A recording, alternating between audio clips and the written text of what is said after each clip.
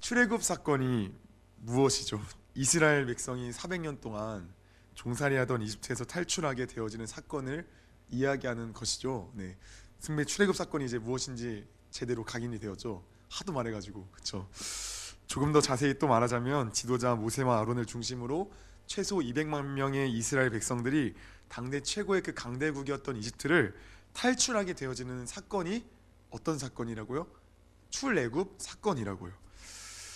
그런데 이것은 지도자가 대단해서 내지는 백성들이 탈출하고자 하는 어떤 의지가 막 강해가지고 사람의 어떠한 힘으로 이루어진 사건이 아닙니다. 하나님이라는 신이 이스라엘 백성들을 불쌍히 여기셔서 그 위대하신 능력과 힘으로 이스라엘 백성들을 이집트에서 탈출시키신 겁니다. 그래서 출애굽기를 자세히 읽어보시면 이스라엘 백성들이 이집트에서 탈출하게 되는 그런 과정들을 자세히 기록해 놓았는데 이스라엘 백성들이 한 것이라고는 정말 아무것도 없습니다. 그저 하나님의 원맨쇼입니다. 정말 하나님의 원맨쇼입니다. 뭐 월드컵 보면 메시가 원맨쇼 했다 하지만 사실 그 밑에 메시를 받쳐주는 선수들이 있잖아요. 그렇죠? 그런데 이 출애굽 사건은 정말 온전히 하나님의 원맨쇼입니다. 하나님의 그의 강한 능력으로 이집트를 치고 또 쳐서 당대 파라오로 하여금 그 귀한 노동의 일꾼인 이스라엘 백성들을 내보낼 수밖에 없을 그런 상황과 환경을 만드신 거예요. 그렇게 하나님께서는 종된 이스라엘 백성을 건지셨습니다.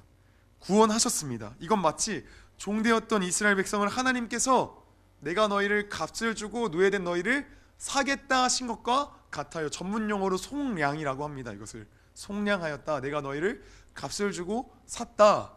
하나님께서는 이렇게 이스라엘 백성들을 값을 주고 사셨습니다. 여러분, 이스라엘 백성이 하나님의 능력과 힘으로 이집트에서 건짐을 받았습니다.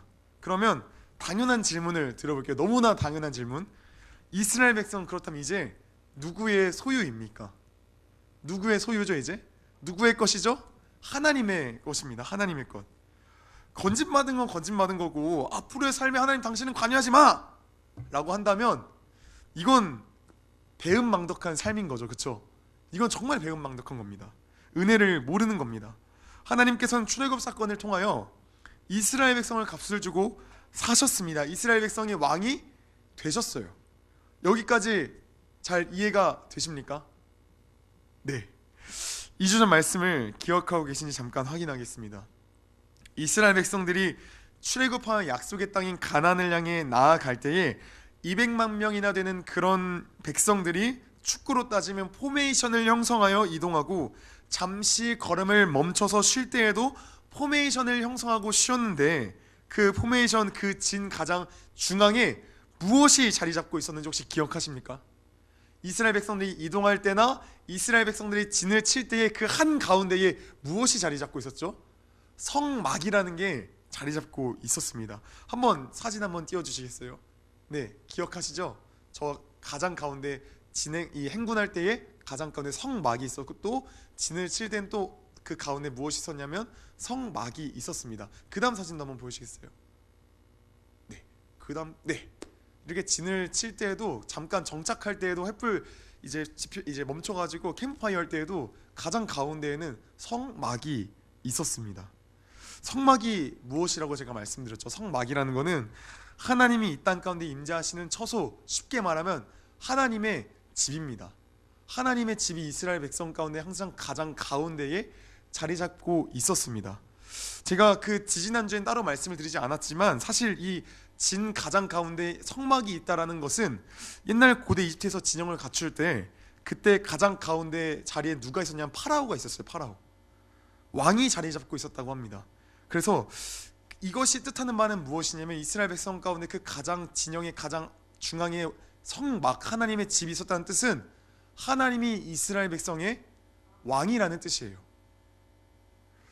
여호와 하나님께서 이스라엘 백성을 출애굽하셨기에 종되었던 이집트에서 그들을 건져내셨기에 그들을 속량하시고 그들을 사셨기에 하나님께서는 그들의 왕이 되셨어요. 왕. 여러분, 그분의 왕이시라면 이스라엘 백성들이 그분의 말씀에 순종하는 게 정상일까요? 비정상일까요? 정상입니다. 지극히 정상적인 일이에요. 당연히 그분이 왕이시니까 그분의 말씀대로 따라야 하는 게 정상적인 삶인 거예요.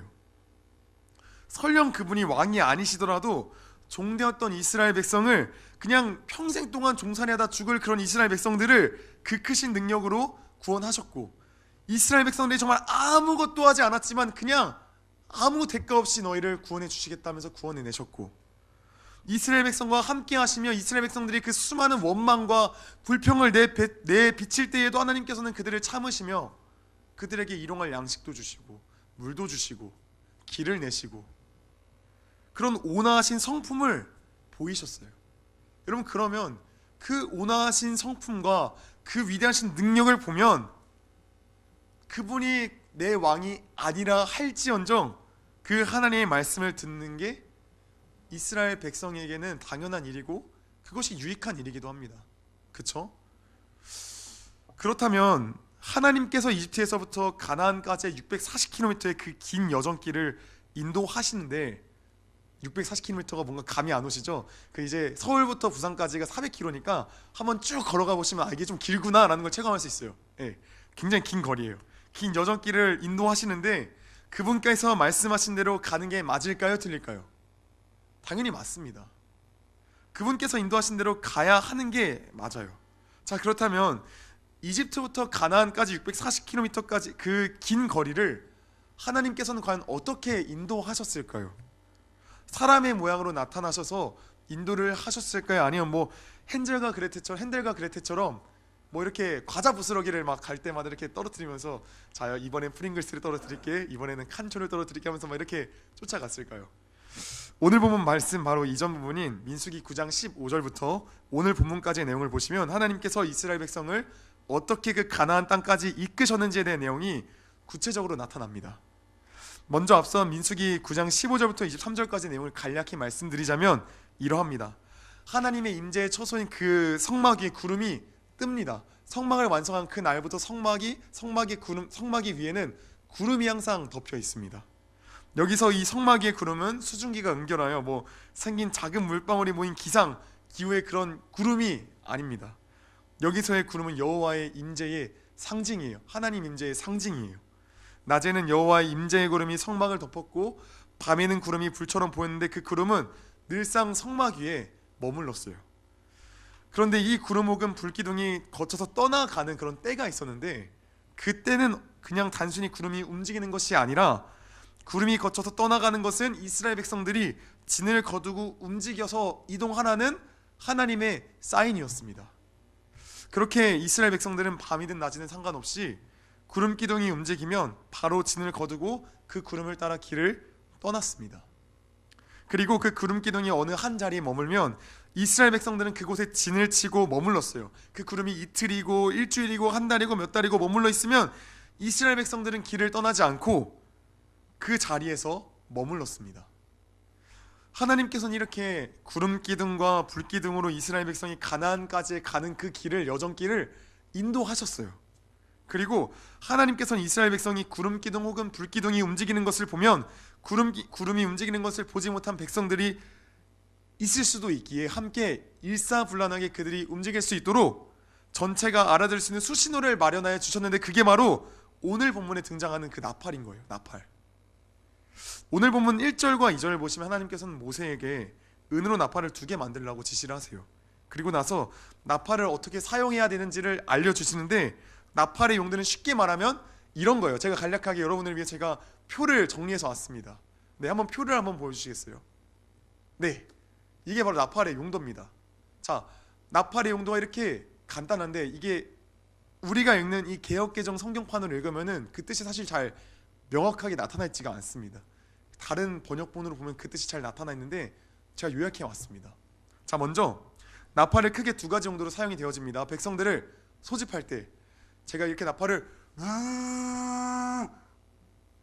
불면 괜찮았나요? 코끼리 좀 같았나요? 네. 이렇게 나팔을 불면은 이제 소집되어지는 겁니다. 네. 그리고 행진할 때 나팔을 이렇게 불면 이제 행진하게 되는 겁니다. 네. 이런 식으로 백성들을 소집할 때, 행진할 때, 그리고 이걸 세부적으로 또 나누면 표에서 보시는 바와 같이 나팔을 2개를 길게 불면 온 회중이 모이고, 또 나팔 1개를 길게 불 때에는 지휘관들이 모이고, 그리고 행진할 때는 이제 첫 번째로 짧고 급히 불 때는 동쪽 진영의 행진을 먼저 시작하고 그 다음에 두 번째로 짧게 급히 불 때에는 남쪽 진영이 행진을 시작하였습니다.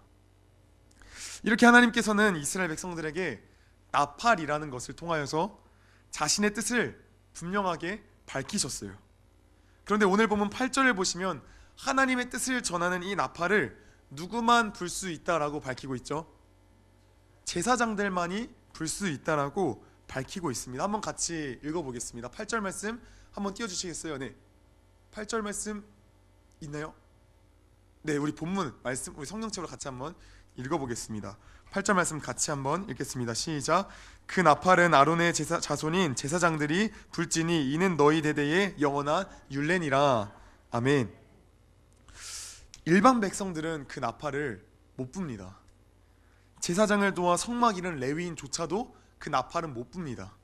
오직 제사장만이 그 나팔을 불어 이스라엘 백성들에게 하나님의 뜻을 전하고 너희가 떠날 것인지 멈출 것인지에 대한 어떤 그 하나님의 뜻을 전하고 그 백성을 모으고 그 백성을 행진하게 할 수 있습니다. 누구만요? 제사장만요. 그런데 신약에서 굉장히 재밌는 표현을 우리가 알고 있죠. 우리가 너무나도 잘 아는 말씀입니다. 우리 같이 한번 함께 베드로전서 2장 9절 말씀을 같이 한번 읽어보겠습니다. 같이 한번 읽습니다. 시작. 그러나 너희는 택하신 족속이요 왕같은 제사장들이요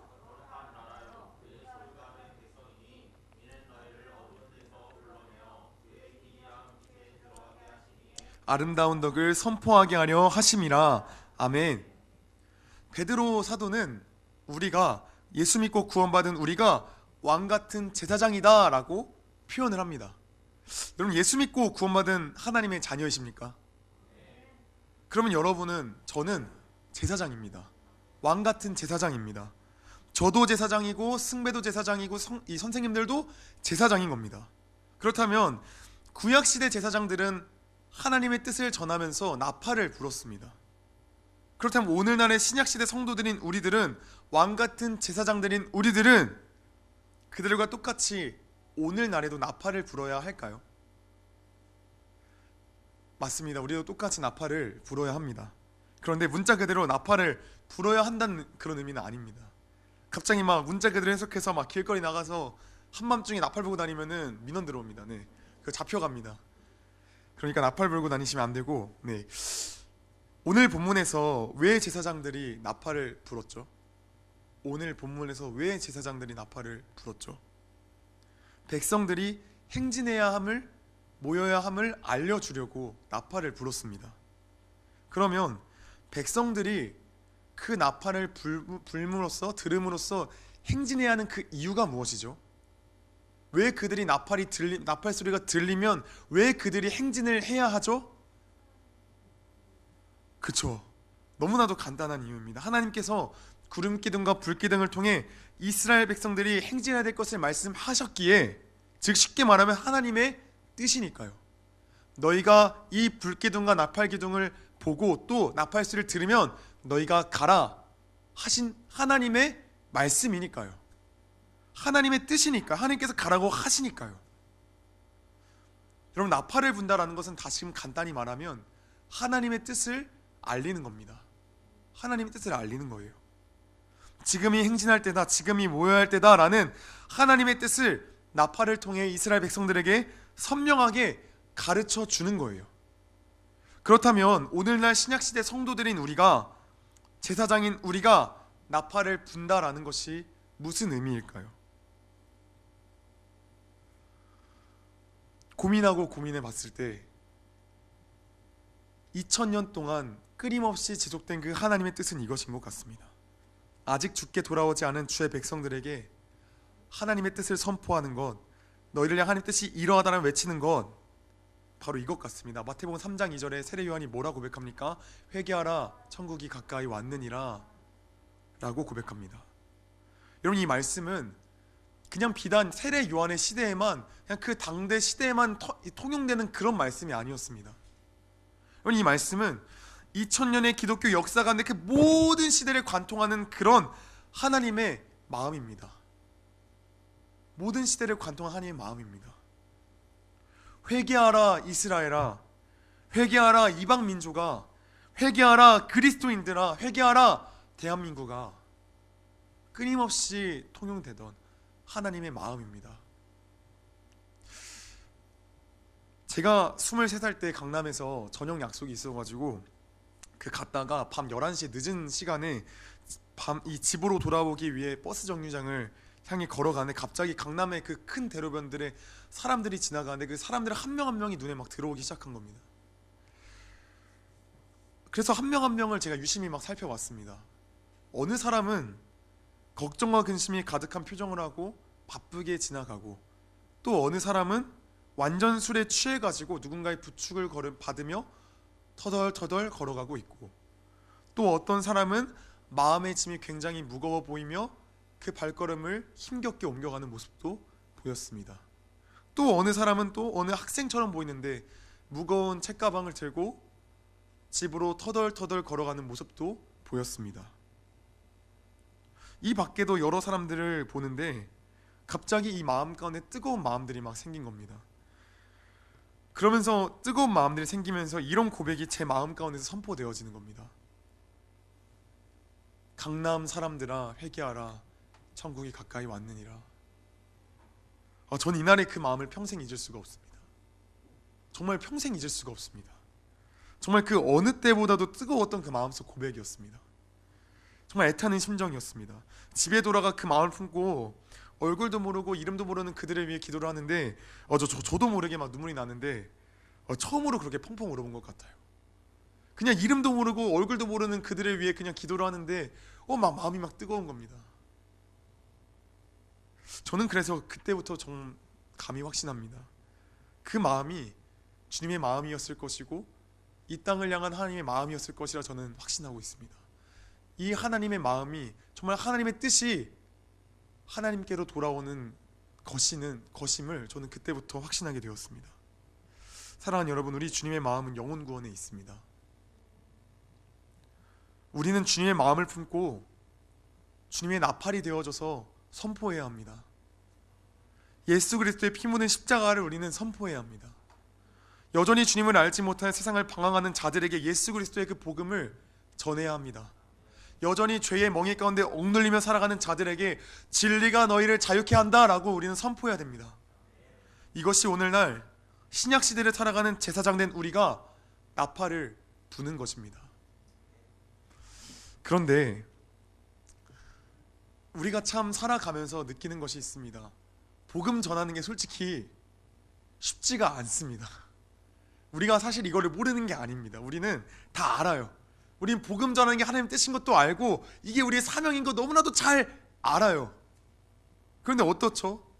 승명 혹시 학교 가면은 친구들에게 복음 전하는 게 쉽나요, 어렵나요? 그쵸, 어렵죠.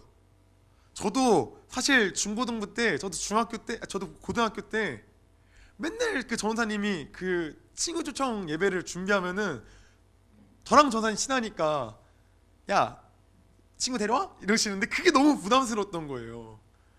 학교 가서 어떻게 전하지? 어떻게 전해? 그 마음이 너무 부담스러웠습니다. 그런데 우리가 잘 기억해야 하는 게 한 가지가 있습니다. 그게 뭐냐면 복음을 전하는 게 어려운 건 맞아요. 그런데 그 복음을 어떤 방식으로 전해야 될지를 고민하는 것과 이 복음 자체를 전하는 걸 두려워하는 것은 너무 다른 거예요. 너무 달라요. 내가 복음을 친구들에게 어떻게 전할 수 있지, 어떻게 해야 되지, 이걸 고민하는 것과 내가 복음을 전해야 하나? 이건 완전 다른 겁니다. 이 마음을 구분하셔야 됩니다. 여러분, 이스라엘 백성들이 왜 주의 말씀을 따랐다고요? 왜 주의 말씀을 따랐다고? 이스라엘 백성들이 하나님께서 그들을 값을 주고 속량하고 사셨잖아요.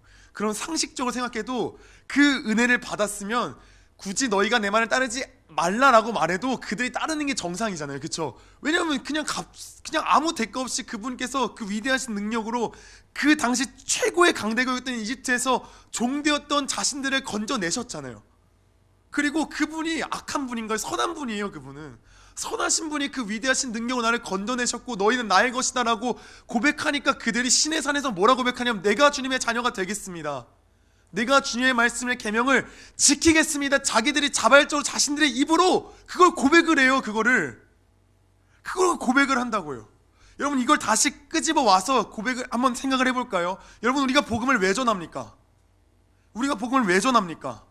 여러분, 우리가 복음을 전한 이유는 간단해요. 주의 말씀이기도 하지만 우리가 그 받은 은혜가 너무나도 감사해서 그 말씀을 그냥 전하고 싶은 거예요. 그냥 이걸 나눠주고 싶은 거예요. 여러분, 우리가 맛집을 알면은 맛집을 막 공유를 하잖아요. 맛집 얘기 그만 좀 해라 말을 막 아무리 해도 맛집은 우리가 다 공유를 해요. 너무 좋은 맛집은 다 공유를, 저쪽에 그 당정 쪽에 그 진짜 맛있는 소갈비집 있더라 이러면서 막 우리가 공유를 해요. 말을 안 해도 제발 너 맛집 공유하지 말아도 말을 막 해요. 그런데 왜 우리가 복음 전하는 그 방법에 대해서는 고민할 수 있으나 복음 전하는 것 자체에 대해서 우리가 왜 마음을 어렵게 하냔 말입니다. 사랑하는 여러분, 말씀드리고자 하는 것은 이겁니다.